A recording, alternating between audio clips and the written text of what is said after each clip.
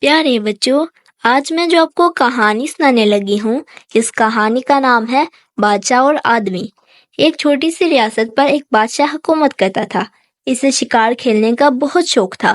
ایک روز بادشاہ اپنے سپاہیوں کے ساتھ شکار کھیلنے نکلا۔ راستے میں اسے ایک آدمی نظر آیا جو لکڑیاں کاٹ رہا تھا۔ قریب ہی ایک گدھا بندھا ہوا تھا اور ایک جھونپڑی بھی نظر آ رہی تھی۔ بادشاہ یہ دیکھ کر بہت حیران ہوا کہ اس قریب کی جھونپڑی بہت چھوٹی تھی اور اس میں صرف ایک آدمی ہی لیٹ سکتا تھا۔ بادشاہ کچھ دور تک گیا تو اچانک تیز آندھی اور طوفان شروع ہو گیا۔ بادشاہ کے سپاہیوں نے فوراً اسے واپس جانے کا مشورہ دیا، لیکن بادشاہ نے کہا کہ تم سب واپس چلے جاؤ، میں تو اس آدمی کی جھونپڑی میں رات گزاروں گا۔ یہ سن کر تمام سپاہی حیرت زدہ رہ گئے۔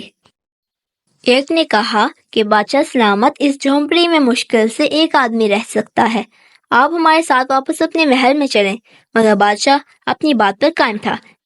اس نے کہا تم سب کل صبح سویرے یہاں آ جانا، میں یہ دیکھنا چاہتا ہوں کہ غریب آدمی اپنی زندگی کیسے گزارتا ہے۔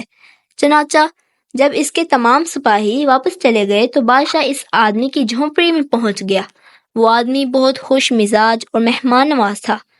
اس نے بادشاہ کا بھرپور استقبال کیا، اسے گرم دودھ پیش کیا جو اس کی پالتو بکری کا تھا۔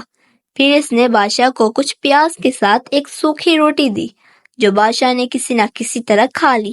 پھر اس نے بادشاہ کے سونے کا انتظام کیا۔ چونکہ جھونپڑی میں صرف ایک بستر تھا، اس لیے وہ خود باہر گھاس پر اپنے گدھے کے قریب سویا اور بادشاہ کو بستر پر لٹا دیا۔ پوری رات بادشاہ کو نیند نہ آئی کیونکہ اسے اپنے محل کے نرم بستروں پر سونے کی عادت تھی۔ صبح اس نے اس آدمی سے پوچھا، آخر تم شہر میں کیوں نہیں رہتے؟ اس آدمی نے کہا، بادشاہ سلامت، میرے پاس اتنے پیسے نہیں ہوتے کہ میں شہر کے کرائے برداشت کر سکوں، اس وجہ سے ادھر رہنے پر مجبور ہوں۔